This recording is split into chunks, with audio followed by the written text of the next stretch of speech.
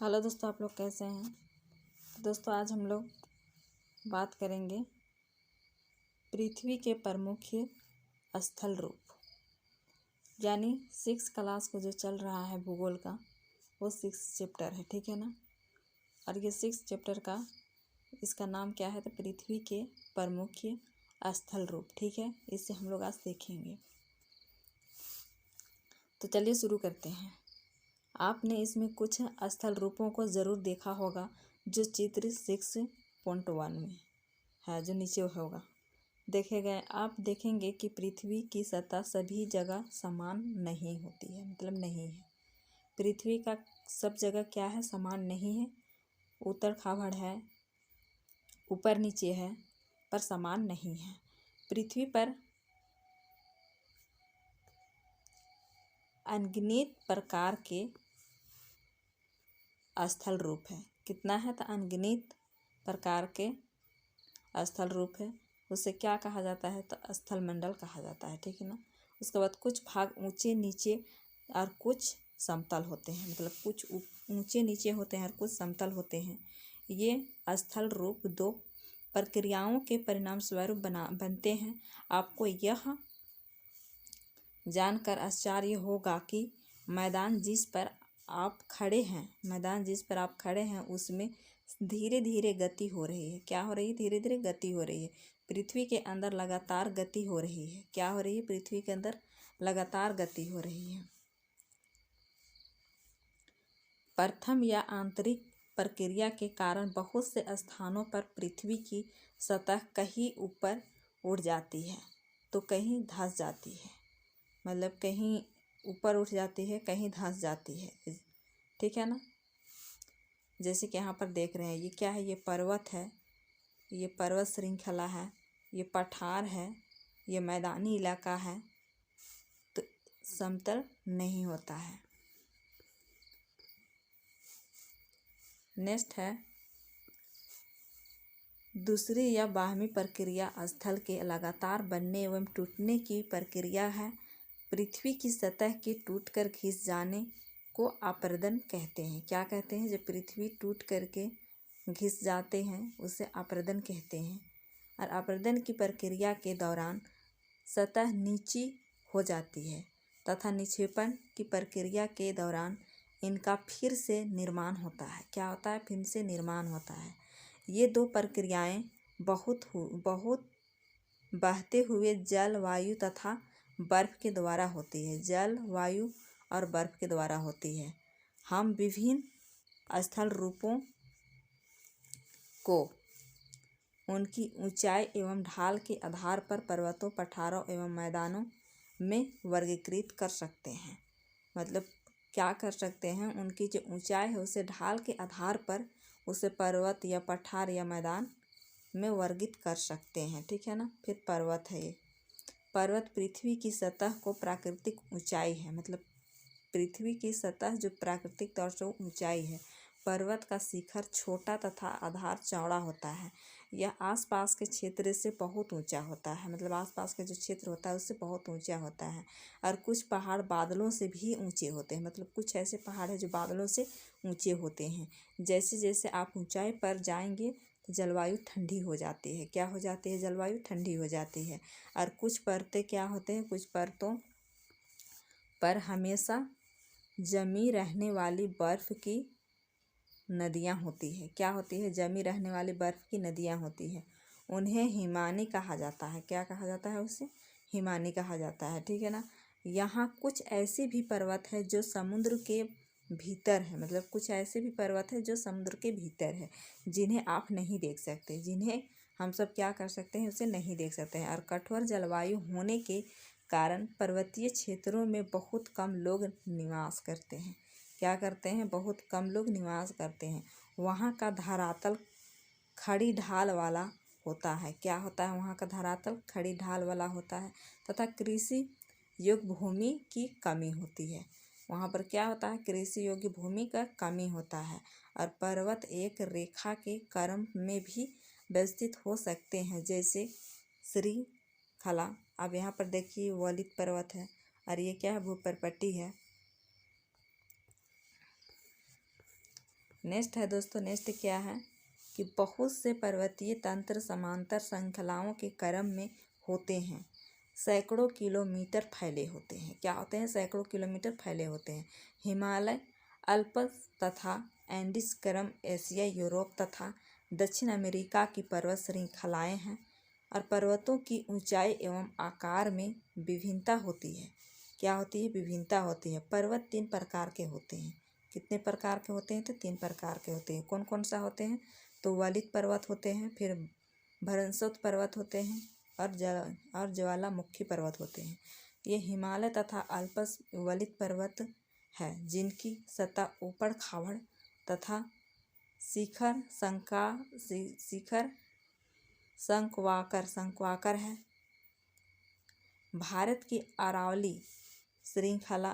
अरावली जो श्रृंखला है वह विश्व की सबसे पुरानी वलित पर्वत श्रृंखला है। मतलब जो भारत के अरावली है वो श्रृंखला विश्व की सबसे पुरानी, मतलब भारत का ही नहीं बल्कि विश्व की सबसे पुरानी वलित पर्वत है, वलित पर्वत श्रृंखला है। ठीक है ना। और अपरदन की प्रक्रिया के कारण यह श्रृंखला घिस गई है। अपरदन जब हुआ तो ये क्या हुआ? ये घिस करके खिसक गई है। उत्तरी अमेरिका के अल्पसोनिया तथा रूस के यूराल पर्वत गोलाकार दिखाई देते हैं एवं इनकी ऊंचाई कम है। क्या है? गोलाकार दिखाई देती है लेकिन उनकी ऊंचाई कम है। ये बहुत पुराने वलित पर्वत है। क्या है दोस्तों? ये बहुत पुराने वलित पर्वत है। ठीक है ना। जब बहुत बड़ा भाग टूट जाता है तथा ऊर्ध्वाधर रूप से विस्थापित हो जाता है तो भरंसत पर्वत का निर्माण होता है।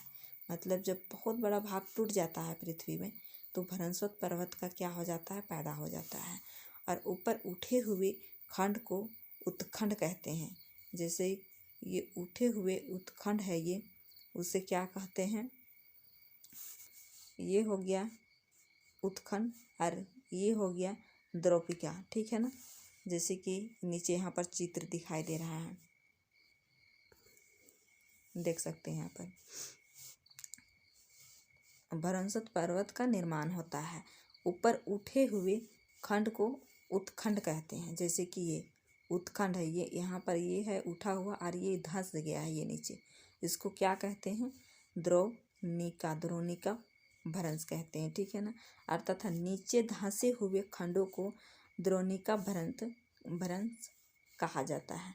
यूरोप की राइन घाटी तथा वासजन पर्वत इस तरह के पर्वत तंत्र का उदाहरण है। अटलस में दिए गए विश्व मानचित्र में उनकी स्थिति को देखिए तथा इस प्रकार की भू आकृतियों के कुछ और उदाहरण का पता लगाइए। ज्वालामुखी पर्वत ज्वालामुखी क्रियाओं के कारण बनते हैं और अफ्रीका का माउंट किलिमंजारो तथा जापान का फ्यूजियामा इस तरह के पर्वतों का उदाहरण है। पर्वत बहुत लाभदायक होते हैं। क्या होते हैं? पर्वत बहुत लाभदायक होते हैं। पर्वत जल के संग्राहकगार होते हैं और बहुत से नदियों का स्रोत पर्वतों में स्थित होते हैं। मतलब बहुत से नदियों ऐसे हैं जो पर्वतों से होते हैं। और ठीक है, और फिर ये हिमानियों में होता है। और जलाशयों की जल को लोगों तक पहुंचाया जाता है। क्या किया जाता है? जलाशयों जल है उसे लोगों तक पहुंचाया जाता है। और पर्वतों के जल का उपयोग सिंचाई तथा बिजली के उत्पन्न में भी किया जाता है। नदी घाटी तथा वेदिकाएं कृषि के लिए उपयुक्त होती है। क्या होती है? उपयुक्त होती है। और पर्वतों में अलग अलग प्रकार की वनस्पतियां तथा जीव जंतु पाए जाते हैं। मतलब जब पर्वत है तो उसमें अलग अलग प्रकार का क्या पाया जाता है? तो वनस्पति पाया जाता है, जीव जंतु पाया जाता है। वनों से हमें ईंधन, चारा या आश्रय तथा दूसरे उत्पाद जैसे गोंद, रेजिन इत्यादि प्राप्त होते हैं। क्या होते हैं? इत्यादि प्राप्त होते हैं। और सैलानियों के लिए पर्वतीय भाग उपयुक्त स्थान है। वे पर्वतों को यात्रा उनकी प्राकृतिक सुंदरता को देखने के लिए करते हैं। विभिन्न प्रकार के खेल जैसे पैराग्लाइडिंग, हैंग ग्लाइडिंग, रिवर या राफ्टिंग, स्कीइंग पर्वतों के प्रचलित खेल हैं। क्या आप हिमालय में स्थित कुछ ऐसे स्थानों के नाम बता सकते हैं जहां खेल जाते हैं?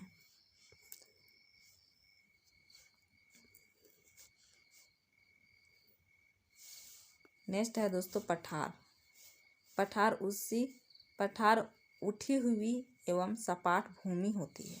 पठार कैसी होती है? तो उठी हुई और सपाट भूमि होती है। यह आसपास के क्षेत्रों से अधिक उठा हुआ होता है तथा उसका ऊपर भाग मेज के समान सपाट होता है। क्या होता है? उसका ऊपर का जो भाग होता है वो मेज के समान होता है। किसी पठार के एक या एक से अधिक किनारे होते हैं जिनके ढाल खड़े होते हैं। क्या होते हैं? जिनके ढाल खड़े होते हैं। पठारों की ऊंचाई प्राय कुछ 100 मीटर से लेकर कई हजार मीटर तक हो सकती है। मतलब कुछ 100 मीटर से लेकर के 1000 मीटर तक भी हो सकते हैं। और पर्वतों की तरह पठार भी नए या पुराने हो सकते हैं। मतलब पर्वतों की तरह पठार भी क्या होते हैं? नए या पुराने हो सकते हैं। भारत में दक्कन के पठार पुराने पठारों में से एक है। ये क्या है? पुराने पठारों में से एक है। यह केन्या, तंजानिया तथा युगांडा का पूर्वी अफ्रीका पठार, ऑस्ट्रेलिया का पश्चिमी पठार इस प्रकार के उदाहरण हैं। ये सारे क्या है? तो पुराने पठार है। और तिब्बत का पठार विश्व का सबसे ऊंचा पठार है। तिब्बत का पठार क्या है दोस्तों? तो विश्व का सबसे ऊंचा पठार है, जिसकी ऊंचाई मध्य समुद्र तल से कितना है? तो 4000 से 6000 मीटर तक है। कितना है? तो 4000 से 6000 मीटर तक है। और पठार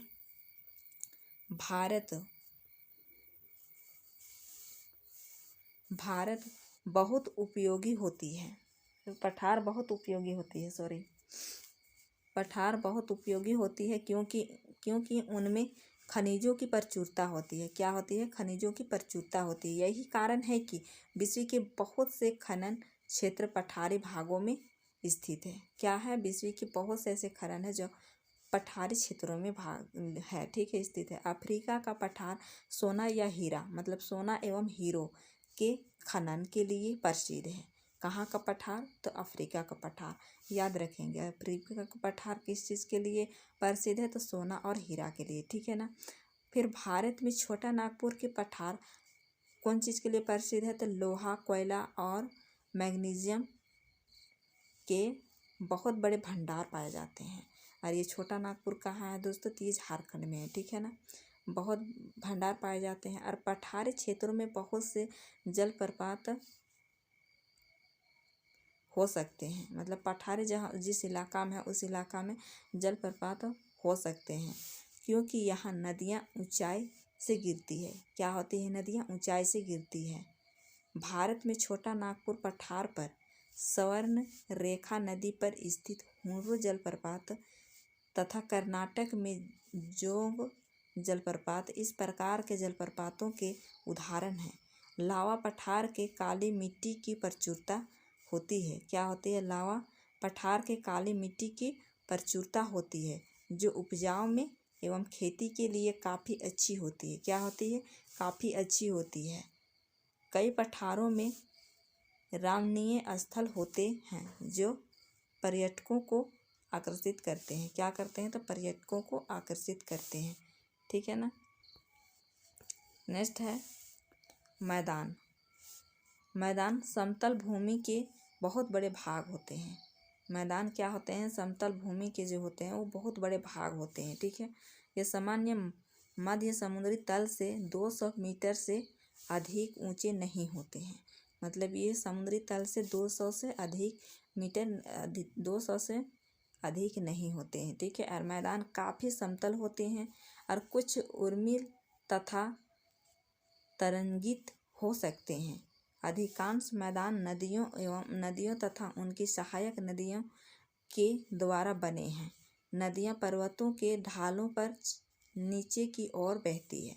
मतलब जिधर भी ढाल होगा उधर ही न जाएगा नदी, तो वही चीज़ को यहाँ पर बोल रहा है। ठीक है ना। बहती है।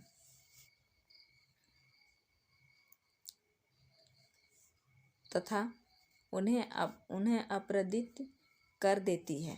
वे अपरदित पदार्थों को अपने साथ आगे की ओर ले जाती है। क्या करते हैं? अपने साथ आगे की ओर ले जाती है। अपने साथ ढोए जाने वाले पदार्थों जैसे पत्थर हो गया, बालू तथा सिल्ट को वे क्या करता है तो घाटियों में निक्षेपित कर देती है और इन्हीं निक्षेपों से मैदानों का निर्माण होता है। क्या होता है? इन्हीं निक्षेपों से मैदानों का निर्माण होता है। मैदान बहुत अधिक उपजाऊ होते हैं। मैदान बहुत अधिक उपजाऊ होते हैं। यहाँ परिवहन के साधनों का निर्माण करना आसान होता है। मतलब जो परिवहन है उसका साधन निर्माण करना बहुत ही आसान हो जाता है। इसीलिए ये मैदान विश्व के सबसे अधिक जनसंख्या वाले भाग होते हैं। जहाँ पर मैदान होता है वहाँ पर क्या होता है? सबसे ज़्यादा जनसंख्या पाया जाता है। ठीक है ना? सबसे ज़्यादा जनसंख्या कहाँ पाया जाएगा? तो मैदान दिया होगा ऑप्शन में, पठार दिया होगा, पर्वत दिया होगा, तो इस सबसे ज़्यादा कहाँ पाया जाएगा? तो मैदान में पाया जाएगा। और नदियों के द्वारा बनाए गए कुछ बड़े मैदान एशिया तथा उत्तरी अमेरिका में पाए जाते हैं। एशिया में स्थित भारत में गंगा एवं ब्रह्मपुत्र का मैदान तथा चीन में यांगत्से नदी का मैदान इसके प्रमुख उदाहरण है। और मैदान मनुष्यों के रहने के लिए सबसे उपयोगी क्षेत्र होते हैं। यहाँ की जनसंख्या बहुत अधिक होती है। क्या होती है दोस्तों? तो यहाँ की जनसंख्या बहुत अधिक होती है क्योंकि मकानों के बनाने तथा खेती के लिए यहाँ समतल भूमि की प्रचुरता होती है। क्या होती है? समतल भूमि की प्रचुरता होती है जहाँ पर मैदानी इलाका है। ठीक है ना? समतल भूमि की प्रचुरता होती है। उपजाऊ मिट्टी के कारण यह भाग खेती के लिए काफ़ी उपयोग होती है। और भारत में गंगा का मैदान देश में सबसे अधिक जनसंख्या वाला क्षेत्र है। स्थल रूप एवं लोग। स्थल रूपों की विभिन्नता के अनुरूप ही मानव विभिन्न प्रकार से जीवन यापन करते हैं। क्या करते हैं? जीवन यापन करते हैं। और पर्वतीय क्षेत्रों का जीवन कठिन होता है। मैदानी क्षेत्रों का जीवन पर्वतीय क्षेत्रों की तुलना में सरल होता है। मतलब जैसे पर्वतीय क्षेत्र है उसमें जीवन कठिन होता है अपेक्षा मतलब मैदानी इलाके से। ठीक है ना? और मैदानी इलाके का जीवन आसान होता है। मैदानों के फसलें आप देख सकते हैं कि मैदानों के फसलें कैसे होते हैं। ठीक है ना? उगाना, घर बनाना या सड़कें बनाना या पर्वतीय क्षेत्रों की तुलना में अधिक आसान होता है। मतलब जैसे ये मैदानी इलाका है उसमें घर बनाना, सड़क बनाना और खेती उगाना पर्वतीय के मुकाबले बहुत ही आसान होता है। ठीक है ना? विभिन्न प्रकार के स्थल रूपों पर रहने वाले लोग के रहन सहन के तरीकों में कुछ अंतर होता है। मतलब उसमें भी कुछ अंतर होता है। मतलब रहन सहन में भी अंतर होता है। क्या आप उनमें से कुछ अंतरों का बता सकते हैं? कभी कभी प्राकृतिक आपदाएं जैसे भूकंप, ज्वालामुखी, उद्गार, तूफान या बाढ़ बहुत विनाश कर देते हैं। इन आकस्मिक घटनाओं के बारे में जागरूकता पैदा करके हम इनमें आने वाले खतरों को कम कर सकते हैं। हम कितने तरीकों से जल एवं स्थल को उपयोग में ला सकते हैं, इसका पता हम अपने आसपास के क्षेत्र से लगा सकते हैं। क्या कर सकते हैं? अपने आसपास के क्षेत्र से लगा सकते हैं। और हम स्थल का उपयोग गलत तरीके से करते हैं। हम स्थल का उपयोग क्या करते हैं? गलत तरीके से करते हैं। जैसे उपजाऊ भूमि पर मकानों का निर्माण करना। इसी प्रकार हम लोग कूड़ा किसी भी भूमि पर या पानी में फेंक देते हैं जो कि उन्हें गंदा कर देता है। हमें प्रकृति के इस महत्वपूर्ण वरदान का उपयोग इस प्रकार नहीं करना चाहिए। क्या करना चाहिए? ऐसे हम लोगों को नहीं करना चाहिए। साफ सुथरा रखना चाहिए। ठीक है ना? उपलब्ध भूमि केवल हमारे ही उपयोग के लिए नहीं है, यह हमारा कर्तव्य है कि हम आगे आने वाली पीढ़ियों के लिए पृथ्वी को सुरक्षित रखें। मतलब सिर्फ हम खुद के लिए भर नहीं करेंगे, बल्कि आने वाले को भी हम लोग सुरक्षित रखेंगे। ठीक है ना।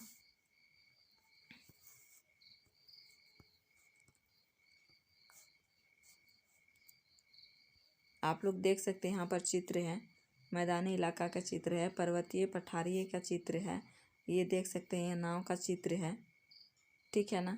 तो दोस्तों आज का वीडियो में इतना ही। अगर वीडियो अच्छा लगा हो तो लाइक शेयर करके ज़रूर बताइएगा, और जो चैनल को सब्सक्राइब नहीं किए हैं तो चैनल को सब्सक्राइब कर लीजिएगा, क्योंकि ऐसा वीडियो हमेशा डेली आपको मिलते रहेगा। जब तक एक नोटिफिकेशन नहीं आ जाता है तब तक आप लोग इसी को पढ़िए, फिर नोटिफिकेशन आ जाएगा, उसके बाद फिर MCQ स्टार्ट कर देंगे। जब तक नोटिफिकेशन आ जाता है तब तक हम क्या करेंगे, NCERT बुक को पूरी तरह से ख़त्म कर देंगे। ऐसे सिक्स का हिस्ट्री का जो NCERT है वो ख़त्म हो गया है, भूगोल में सिर्फ 2-3 चैप्टर बचा हुआ, उसे भी ख़त्म कर देंगे। तो चलिए आज के वीडियो में इतना ही, फिर मिलते हैं नेक्स्ट वीडियो में। तब तक के लिए टेक केयर एंड बाय।